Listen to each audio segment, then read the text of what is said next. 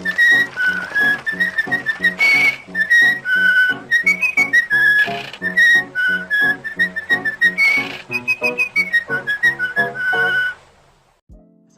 warahmatullahi wabarakatuh. Salam sejahtera bagi kita semua. Om Swastiastu, Namo Buddhaya, salam kebajikan. Halo semuanya, ketemu lagi bersama aku Yosua. Dan pada kesempatan kali ini saya ingin memaparkan materi mengenai AAUPB, Asas-Asas Umum Pemerintahan yang Baik. Tapi saya ingin memperkenalkan diri lagi kalau bagi kalian penonton yang belum kenal saya. Perkenalkan, nama saya Yosua Septiadi Swatupang dengan NIM 230406742218 dari kelas 2023. Oke, let's go. Saya jelaskan AAUPB. AAUPB atau bisa disebut asas-asas pemerintahan umum yang baik.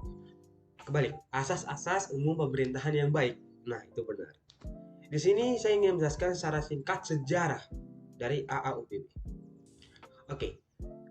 Pada tahun 1900-an, dengan adanya kewenangan bagi administrasi negara untuk bertindak secara bebas dalam melaksanakan tugas-tugasnya, maka ada kemungkinan administrasi negara melakukan perbuatan yang menyimpang dari peraturan yang berlaku, sehingga menimbulkan kerugian bagi warga masyarakat. Oleh sebab itu, untuk meningkatkan perlindungan hukum secara lebih baik bagi warga dan masyarakat, pada tahun 1950 dibentuklah Panitia de Monti di Nederland telah membuat laporan tentang asas-asas umum pemerintahan yang baik. Jadi lahirlah istilah asas-asas umum pemerintahan yang baik. Ini dapat ditunjuk secara tepat yaitu dari laporan Panitia de Monti. Dan istilah itu dipakai dalam pekerjaan-pekerjaan atau tulisan-tulisan komisi dan monsi untuk mempertinggi perlindungan hukum terhadap administrasi sipil. Itu adalah sejarah singkat dari terbentuknya AAUPB di dunia. Kalau di Indonesia itu sejarah perkembangan AAUPB di Indonesia dapat kita lihat dari perkembangan prinsip AAUPB dalam berbagai peraturan perundang-undangan, praktik penerapan AAUPB dalam putusan pengadilan atau jurisprudensi serta doktrin.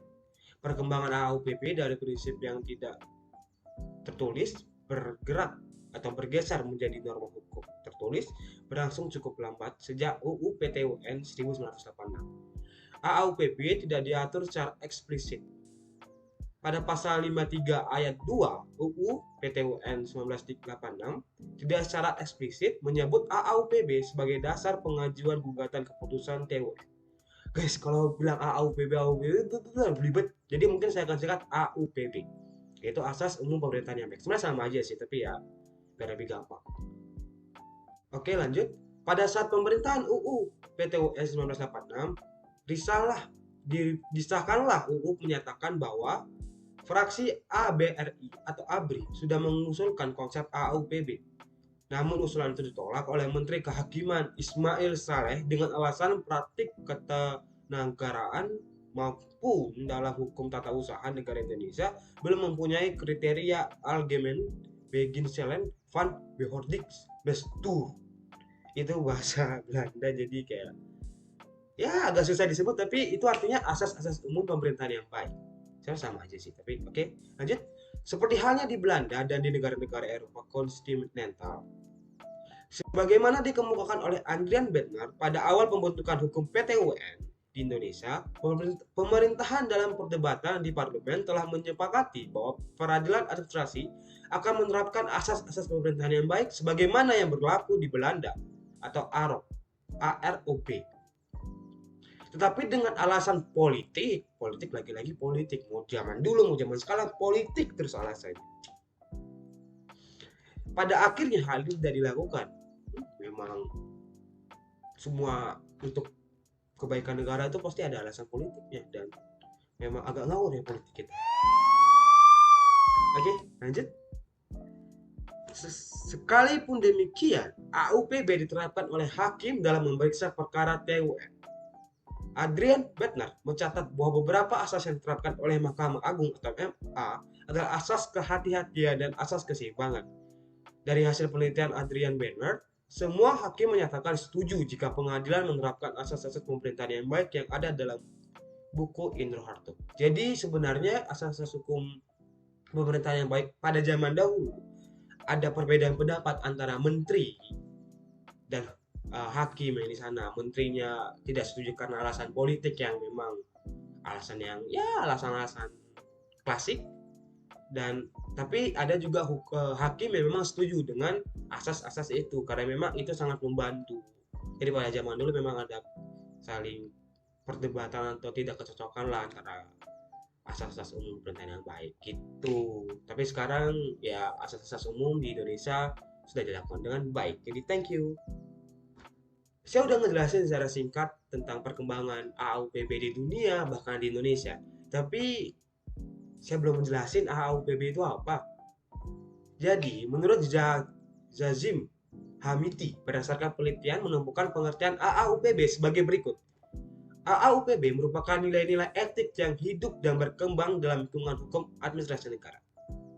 AAUPB berfungsi sebagai pegangan bagi pejabat administrasi negara dalam menjalankan fungsinya dan merupakan alat uji bagi hakim administrasi negara dalam menilai tindakan administrasi negara yang berujuk penetapan dan sebagai dasar pengajuan gugatan bagi pihak penggugat. Sebagian besar dari AAUPB masih merupakan asas-asas yang tidak tertulis, masih abstrak dan dapat digali dalam praktik kehidupan bermasyarakat. Dan sebagian asas yang lain sudah menjadi kaidah hukum tertulis dan terpancar dalam berbagai peraturan hukum positif. Meskipun sebagian dari asas itu berubah menjadi kaidah hukum tertulis, namun sifatnya tetap sebagai asas hukum. Oke, untuk yang terakhir yaitu 17 macam asas-asas umum pemerintahan yang baik. Secara yuridis, Undang-Undang Administrasi Pemerintahan menyebutkan setidaknya ada 8 macam AAUPB. Akan tetapi, saya akan menyebutkan 17 asas yang mengacu dari 8 asas dalam Undang-Undang Administrasi Pemerintahan dan 13 asas dari pendapat Ridwan HR dalam bukunya Hukum Administrasi Negara. Yang saya sesuaikan kembali karena ada beberapa persamaan itu teman-temanku. Oke, yang pertama yaitu asas kepastian hukum.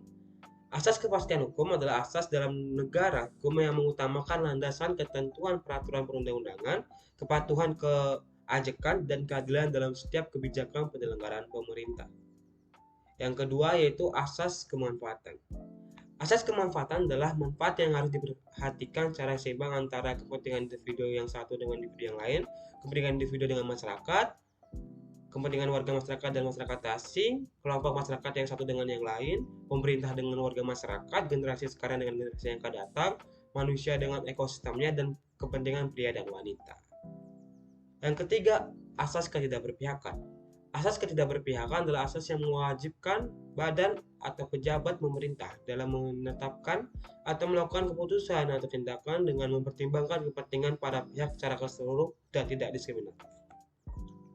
Yang keempat, asas kecermatan atau asas bertindak cermat. Asas kecermatan menghendaki bahwa suatu keputusan atau tindakan harus didasarkan pada informasi dan dokumen yang lengkap untuk mendukung legalitas penetapan atau pelaksanaan sehingga keputusan atau tindakan yang bersangkutan dipersiapkan dengan cermat sebelum ditetapkan atau dilakukan. Yang kelima, asas tidak menyalahgunakan kewenangan. Asas tidak menyalahgunakan kewenangan adalah asas yang mewajibkan setiap badan atau pejabat pemerintah tidak menggunakan kewenangan untuk kepentingan pribadi atau kepentingan lain yang tidak sesuai dengan tujuan pemberian kewenangan dan melampaui, tidak menyalahgunakan, dan tidak mencampur-adukan kewenangan.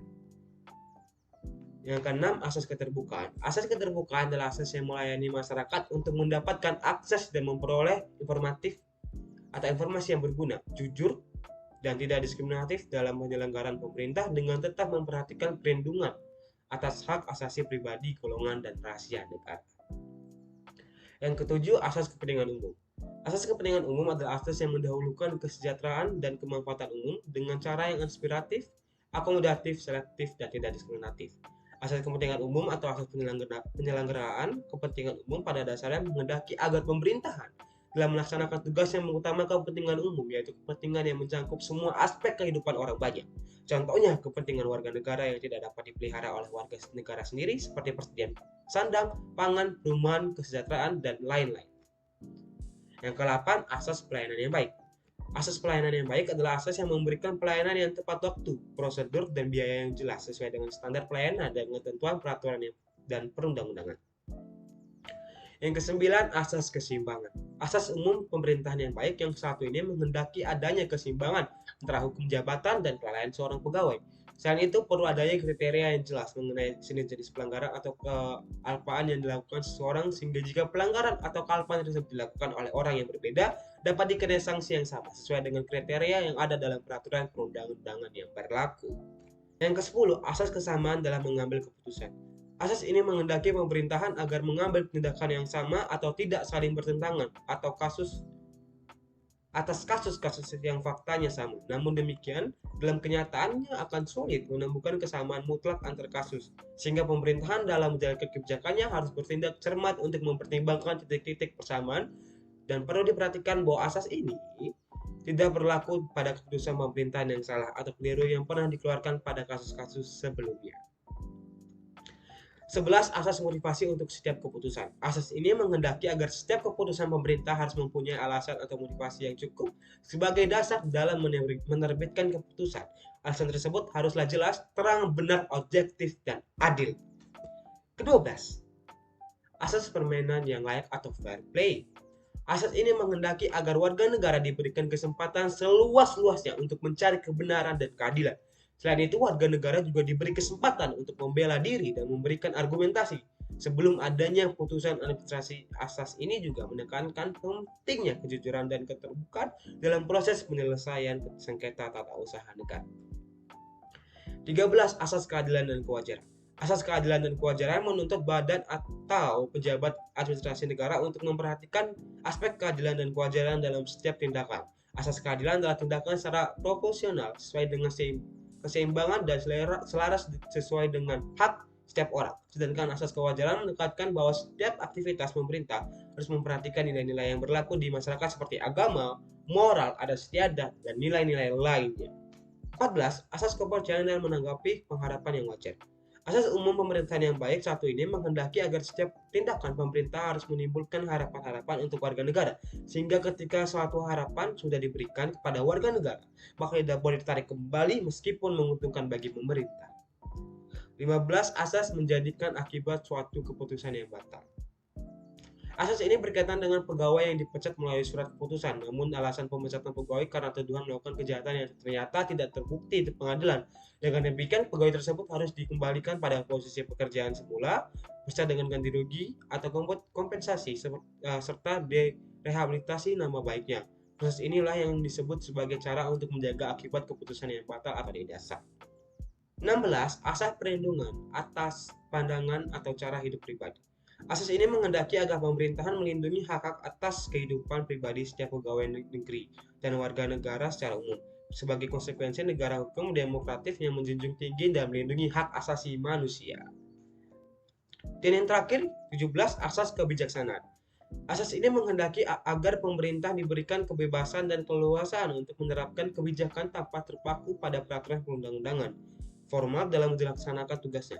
Hal ini untuk mengantisipasi ketika suatu peraturan perundang-undangan tidak fleksibel atau tidak menampung persoalan masyarakat, sehingga pemerintahan dituntut bertindak cepat dan dinamis, berpandangan luas, dan memperhitungkan akibat yang muncul dari tindakannya. Oke guys, segitu dulu materi yang sudah saya sampaikan tentang AAUPB, dan saya harap semoga apa yang saya sampaikan itu bisa masuk ke kalian, bisa menambah ilmu bagi kalian semua. Saya berharap itu bisa membantu kalian dalam pembelajaran kalian. Dan saya ingin minta maaf jika memang saya ada salah kata atau salah berbicara, atau mungkin kurang jelas dan hal-hal lainnya. Saya minta maaf. Saya tutup dengan wassalamualaikum warahmatullahi wabarakatuh. Dah semuanya.